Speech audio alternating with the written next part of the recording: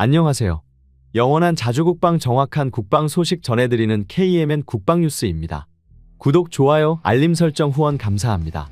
대한민국 방산의 가치가 가파르게 상승하고 있습니다. 트럼프 행정부가 유럽 무장을 강력히 권고하면서 유럽 재무장 추진의 수혜를 대한민국이 입을 수 있을 것으로 추정되고 있습니다. 유럽 재무장은 단기간 내에는 EU 자체적으로 해결하기 힘들 것이라는 전망인데요.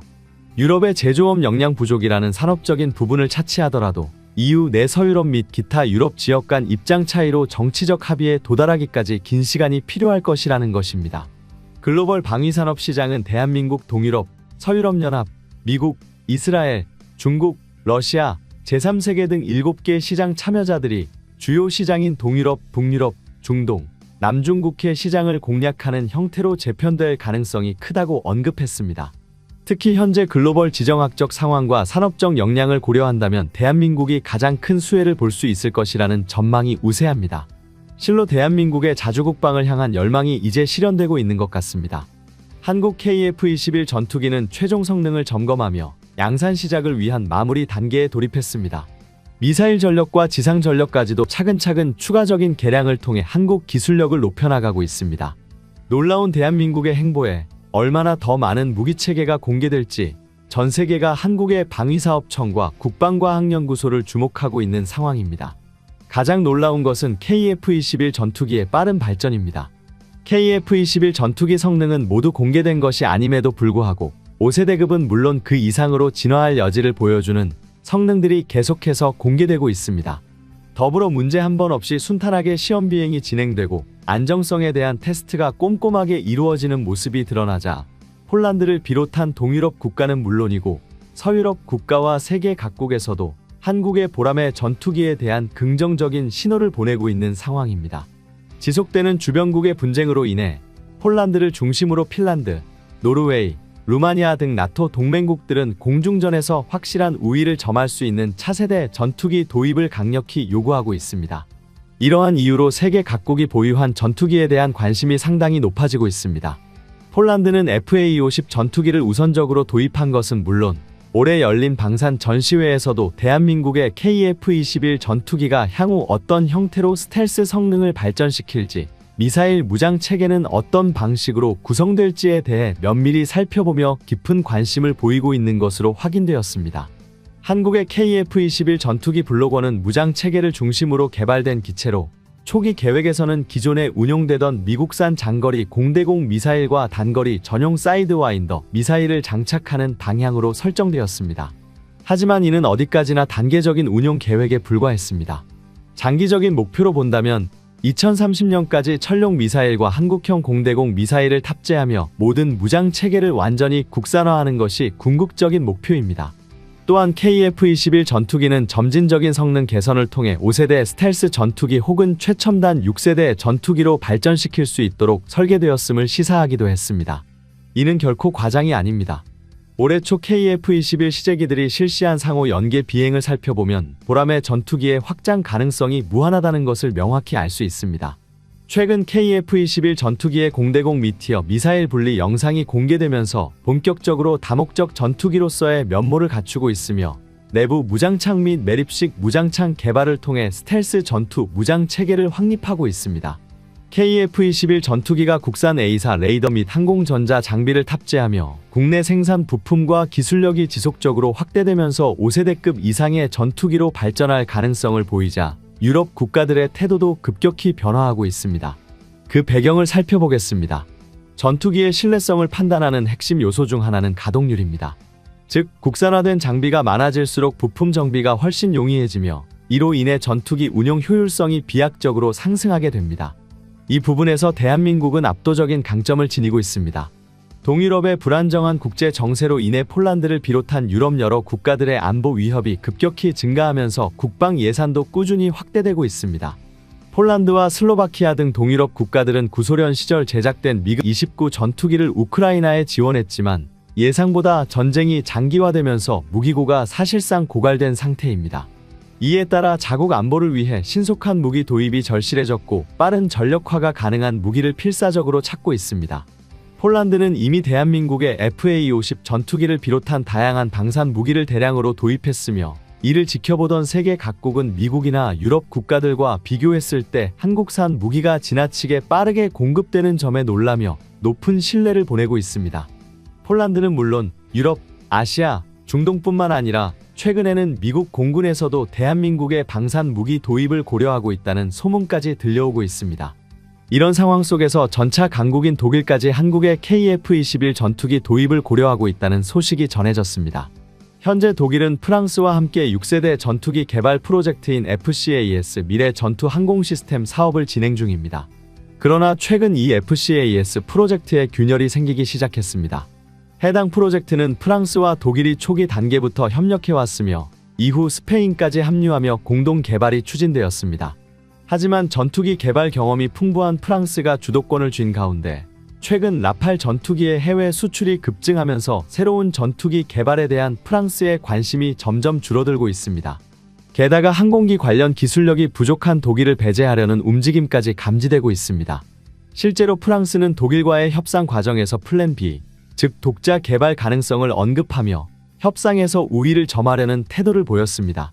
이는 프랑스가 협상 주도권을 완전히 장악하고 있으며 독일에게 자신들의 입장을 수용하도록 압박하는 전략적 행보로 해석됩니다.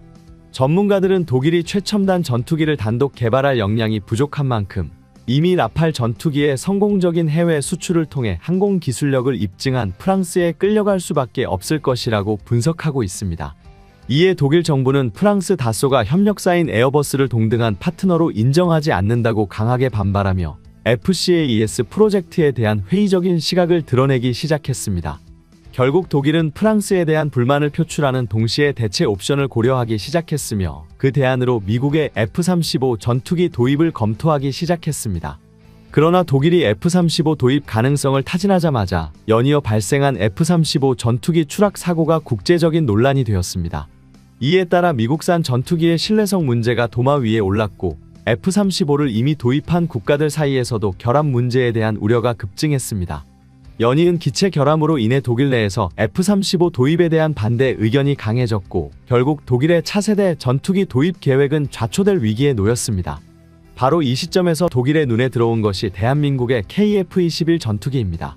시기적으로도 KF-21 도입이 더욱 유리한 상황입니다. 현재 미국의 F-35 전투기를 구매하더라도 인도 시점이 2030년 이후로 예상되지만 KF-21 1차 양산 물량은 2026년부터 생산될 예정입니다. 즉, 독일이 KF-21을 선택한다면 전력 공백 없이 신속한 도입이 가능하기 때문에 최선의 선택이라는 평가가 나오고 있습니다. 현재 많은 국가들이 노후화된 전투기 퇴역과 동시에 차세대 전투기 도입을 고민하고 있는 가운데 이런 시기에 미국산 F-35 전투기가 성능 논란에 휘말리면서 도입 여부에 대한 의구심이 커지고 있습니다. 이러한 상황에서 KF-21 전투기가 양산을 앞두고 본격적으로 전력화 단계에 접어들면서 대한민국은 미국산 전투기를 대체할 수 있는 사실상 유일한 대안국으로 떠오르고 있습니다. 현재 한국 KF-21 전투기 블록1 4.5세대급 전투기로 분류되는 세미스텔스형 전투기이며 블록1의 경우 무장체계에 더 많은 전력을 쏟아 제작하였습니다. 1차적으로 KF-21 블록1 전투기가 제작되고 블록2 전투기의 경우 2026년부터 2028년까지 양산 진행이 될 것으로 보입니다. 블록2는 5세대급 전투기로 현재 한국이 개발하고 있는 완벽한 스텔스 기능이 적용될 것으로 보입니다. KF-21 전투기의 마지막 단계로 보여지는 블록3는 5.5세대급 전투기가 될 것으로 전망하고 있습니다. 한국은 빠르게 기술력을 발전시켜 나가고 있습니다. 현재에도 원래 계획보다 약간 더 상향된 기술을 적용하여 KF-21 전투기를 제작하게 되었기 때문에 결국 향후 10년 이내에 6세대급 전투기에 가까운 전투기 기술력을 획득할 수 있을 것으로 예상되고 있는데요. 이것이 실현되기 위해서는 천문학적인 금액의 투자 비용이 필요합니다. 해당 비용을 원활하게 사용하기 위해서라도 KF-21 전투기의 수출은 매우 중요한 부분입니다. 물론 5세대 이상급 전투기로의 개발 이전에 대한민국이 꼭 이루어내야 할 과제가 있습니다. 바로 KF-21 전투기의 부품 국산화입니다. 그동안 대한민국은 미국에 의존해왔습니다. 그간 한국 공군들은 미국 전투기를 사용하며 우리가 원하는 방향으로 수정을 하지도 못하고 정비 요청에도 미국은 느리게 대응해 대한민국은 이러한 갑질을 모두 인내해야만 했습니다. 그 이유는 바로 한국에 자국산 전투기가 없었기 때문인데요. 한국은 KF-21 전투기를 만들어냈고 이제는 부품 국산화가 우리의 과제가 되었습니다. 현재 KF-21 전투기는 A사 레이더, 항전장비, 공대공, 공대지 마시일 등 다양한 부분을 하나씩 국산화하는 데 성공했으며 이제 양산을 코앞에 두고 있습니다. 처음에는 세계 각국이 회의적으로 보기만 했었지만 한국은 불가능하다고 여겼던 기술을 우리 연구개발진은 차근차근 개발해온 것이죠. 이 상황에서 가장 주목받는 것은 전투기 엔진입니다. 얼마 전 F-35 전투기의 추락도 엔진 문제에 기인한 것입니다. 당시 활주로가 가까이 있었으며 파일럿의 기지로 인해 다행히 생명은 구했으나 중상을 입었고 수천억에 달하는 전투기는 폐기하게 되었습니다. 이러한 상황을 방지하기 위해 항공 엔진에 더욱 엄격하고 정밀한 기술을 요구할 수밖에 없기에 더욱 한국의 엔진 국산화는 까다롭습니다. 일각에서는 한국의 실패를 예견하며 지금처럼 미국산 엔진을 계속 구입하자는 주장을 하고 있습니다. 물론 반드시 성공하리라는 보장이 없기에 우리의 앞날이 불투명한 것처럼 느낄 수 있습니다. 특히 현재 대한민국과 미국의 항공 엔진 격차는 대략 50년가량 차이가 나는 상태이죠. 하지만 미국이 언제까지나 우리에게 원활한 엔진 제공을 할 것이라는 보장도 없습니다. 조금 느리고 비효율적이더라도 우리 전투기의 엔진을 우리 손으로 직접 개발해야만 결국에는 한국의 자주국방이 이루어지고 세계 방산 강대국으로 발돋움할 수 있을 것입니다. 실제 한국의 엔진 개발은 놀라운 성과를 거두고 있습니다. 이는 미국의 갑질로부터 완전히 해방되는 것을 의미하고 있습니다. 그간의 과거를 살펴본다면 KF-21 보라매는 미국의 갑질에서 벗어나기 위해 탄생한 것이라 해도 과언이 아닙니다. 그간 대한민국 공군은 미국산 전투기를 사용해왔는데 전투기가 이유 없이 고장나거나 작동이 되지 않아도 우리가 직접 확인할 수 없었으며 미국에게 요청하고 오랜 시간 기다릴 수밖에 없었습니다. 정비 요청을 하게 된다면 일본이나 미국으로 건너가야 하거나 미국 기술자가 한국까지 직접 와야만 수리가 가능했던 것입니다. 그 와중에 미국의 느린 대응은 우리 공군의 전력 공백이 생기게 했으며 속 터진다는 것 외에도 수많은 문제를 일으켰습니다. 미국과 대한민국은 중요한 우방국이지만 미국에게 기대 있을 수만은 없었습니다. 결국 갑질을 감내할 수밖에 없는 입장이 되기 때문입니다. 그렇기 때문에 이와 같은 상황에서 벗어나기 위해 대한민국이 가장 중요하게 생각한 과제 중 하나는 KF-21 전투기의 부품 국산화입니다. 현재 KF-21 전투기의 부품은 상당 부분 국산화되었습니다. 특히 핵심 장비인 A사 레이더, 항전장비, 공대공 공대지 미사일 등 다양한 부분에서 국산화가 성공적으로 진행되고 있는 상황입니다. 세계가 불가능하다고 했지만 대한민국은 놀라운 군사기술력을 차근차근 쌓아왔습니다. 이러한 상황에서 가장 주목받는 것은 단연 엔진 국산화입니다. 전투기의 심장이라고 불리는 엔진은 개발하기 정말 까다로운데요. 최근 KF-21 전투기에 장착할 국산 엔진이 새로운 국면을 맞이했다는 소식이 들렸습니다. 이제 대한민국 국산 엔진의 성과가 나고 있다는 소식인데요. 한국의 항공 엔진 분야에서는 한화에어로스페이스가 기술을 주도하며 두산 에너빌리티와 함께 국산 항공 엔진의 시대를 열고 있습니다. 한화에어로는 엔진 분야에서 상당히 높은 기술력을 보유한 국내 기업입니다. 이를 보증하는 것이 전 세계 항공 분야를 독점하고 있는 3대 기업 중 하나이며 KF-21 전투기의 시제기에 장착되었던 엔진인 F-414를 개발했던 미국의 제너럴 일렉트릭사에도 한화에어로에 기술 요청한 전적이 있습니다. 한화에어로스페이스는 기술력을 바탕으로 KF-21 전투기의 엔진 통합 개발을 주도적으로 수행하며 주요 핵심 부품의 국산화를 성공했습니다. 심지어 현재 그 비율을 따지자면 70% 정도가 진행되었다고 하는데요. 일각에서는 핵심 기술은 제너럴 일렉트릭사가 모두 가지고 있으며 한화에어로스페이스는 단순한 하청 기업이라며 한국의 기술력을 폄하하는 발언을 하기도 했습니다. 하지만 이것은 잘못된 정보입니다. 한화에어로스페이스에서 만드는 KF-21 전투기의 엔진 부품은 단순히 제너럴 일렉트릭사가 시키는 대로만 조립하는 것이 아닙니다. 앞서 언급했던 제너럴 일렉트릭사가 한화에어로스페이스에 기술 제휴를 요청할 정도로 대한민국의 항공 엔진 개발 역량은 이제 높은 수준을 보여주고 있습니다. 이는 오로지 세계에서 한국만이 성공한 굉장히 이례적인 일이기에 크게 화제되었습니다. 특히 한화에어로는 롤스로이스와 협력하여 KF-21 전투기 엔진의 애프터 버너 기능 개발을 해냈습니다.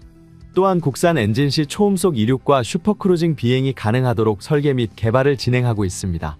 대한민국에서 만든 초음속 전투기 보라매에는 12,000파운드 출력을 가진 엔진이 2개 탑재됩니다. 전투기 엔진의 경우 워낙 민감한 장비 중 하나이기 때문에 일부 공정을 제외한다면 대부분 수작업으로 제작됩니다. 전투기 엔진은 소량 생산으로 자동화 적용이 어려울 뿐더러 이에 대한 기준이 엄격하고 다양하기 때문에 높은 기술적 숙련도와 품질 검증이 요구됩니다. 그도 그럴 것이 공중에서 운행 도중 혹시라도 엔진이 고장나게 된다면 그대로 추락하여 조종사의 생명까지 위험해질 수 있는 상황입니다. 실제로 최근 F-35 전투기의 엔진 문제로 인하여 이륙 중 전투기가 추락하는 일이 발생했습니다. 활주로가 가까이 있었으며 파일럿의 기지로 인해 다행히 생명은 구했으나 중상을 입었고 수천억에 달하는 전투기는 폐기하게 되었습니다. 이러한 상황을 방지하기 위해 항공 엔진에 더욱 엄격하고 정밀한 기술을 요구할 수밖에 없는데요. 그렇기 때문에 엔진 제작 인력들의 경력은 기본 20년 이상의 고도로 숙련된 인원들입니다. KF-21 전투기 국산 엔진은 이러한 엄격한 작업 환경 속에서 국산화율 70%에 도달하였으며 엔진 보조 동력 장치와 연료 탱크 등 20여 개의 부품 제작까지 마치는 성과를 거두었습니다. 한화에어로가 고도의 기술력을 가진 것은 수없이 많은 엔진을 제조해 보았기 때문입니다. 최근 몇 년간 세계 3대 엔진 제조사로부터 연이은 대형 수주에 성공하며 얼마 전 항공 엔진 1만 번째 출하 기념식을 치렀습니다. 그중 영국의 롤스로이스와는 장기적 핵심 파트너로 연을 맺어 글로벌 시장에서 입지를 탄탄히 다지고 있습니다. 두산 에너빌리티는 항공 엔진의 핵심 중 하나인 가스터빈 기술과 소재 기술에서 두각을 드러내고 있습니다. 항공용 가스터빈은 비행체의 추력을 확보하는 역할을 하는데 핵심은 고출력, 경량화, 작동 유연성이 있습니다. 항공기 엔진 발화 시 엔진 내부에서 1500도 초고열을 견디는 기술이 필요한데 두산 에너빌리티는 이미 1680도 고온 환경을 극복하는 냉각, 코팅 기술을 확보했습니다. 두산 에너빌리티는 난이도가 높고 핵심 기술로 꼽히는 엔진 레이아웃, 설계와 구성품 해석, 터빈 베인 블레이드 주조품 제작 및 후가공 2개의 과제를 담당해 연구를 이어가고 있으며 이에 대한 성과가 조금씩 보이고 있습니다. KF-21 보라매가 진정한 국산 전투기이라는 이름을 붙이기 위해서는 엔진까지 국산화를 반드시 성공해야만 합니다. 그렇기 때문에 차근차근 과제를 수행해 나가며 미국산 엔진을 한국산으로 수정하려고 하는데요. 이에 대한 안정성 검토는 꼼꼼히 이루어져야만 합니다. 왜냐하면 무리하게 국산 엔진을 장착했다가 낭패를 볼 수 있기 때문입니다. 미국산 F-35 전투기의 추락권에서 볼 수 있듯이 엔진 국산화는 절대 쉬운 일이 아닙니다. 그렇기 때문에 무작정 국산화만을 추구하는 것도 지양해야 하는데요. 이는 중국과 일본의 사례를 본다면 이해하기 쉽습니다. 일본은 여전히 2차 대전 당시 전투기를 제작하던 과거 실력에 자만하기만 하면서 현재의 기술력 답보 상태에 대해 해결하지 못하고 있습니다. 그저 여전히 자신들이 세계 최강의 전투기 기술력을 가지고 있다고 생각하고 있죠. 실상을 따진다면 대한민국에게 많은 부분 뒤처지고 있습니다. 하지만 일본은 그 사실은 절대로 인정하지 않고 있습니다. 자부심이 큰 만큼 일본에서는 전투기에 들어가는 모든 부품을 국산화하려고 하고 있습니다. 실력이 안 돼서 진전도 없는데 이를 포기하지 못하는 자가당착 상태에 빠졌습니다. 중국은 이미 자국산 엔진을 개발하였지만 성능적 부분에서 큰 문제가 되고 있습니다. 중국이 제-20 전투기를 위해 설계한 SS-15 엔진은 러시아산 데드카피 엔진으로 지속적으로 말썽을 일으키며 계획한 만큼의 성능을 내지 못하고 있습니다. 특히 엔진 내구성은 처참한 수준입니다. 중국 엔진의 수명은 미국의 절반도 되지 않지만 그에 들어가는 비용은 실로 어마어마합니다. 그런데 얼마 전 중국에서 제-20 전투기에 새로운 자국산 엔진을 탑재하고 시험 비행을 성공한 영상을 공개하며 중국 전투기 엔진 개발에 성공했다는 사실을 공표했는데요. 만약 이게 사실이라면 중국이 아시아 방산 경쟁에서 선두를 달리게 됩니다. 하지만 군사 전문가들은 이에 회의적인 모습을 보였습니다. 얼마 전 군사 전문가와 진행된 인터뷰에서 전문가는 중국은 한국 전투기 기술력을 뛰어넘지 못할 것이라는 주장을 했습니다. F-35 설계도를 해킹한 중국이 만든 제-20 스텔스 전투기는 외관만 5세대, 일꾼 성능을 제대로 갖추지 못했다고 분석했습니다. 특히 제-20 전투기 엔진의 성능은 스스로 개선하지 않는다면 지속적인 문제를 일으킬 것이라고 언급했습니다. 엔진의 가장 중요한 소재 기술력이 떨어지는 중국은 엔진 강대국에 비해 20년 이상 기술이 뒤처져 있으며 가장 문제가 되는 엔진 내구도 문제를 해결하기 어렵다는 점이 지적되었습니다.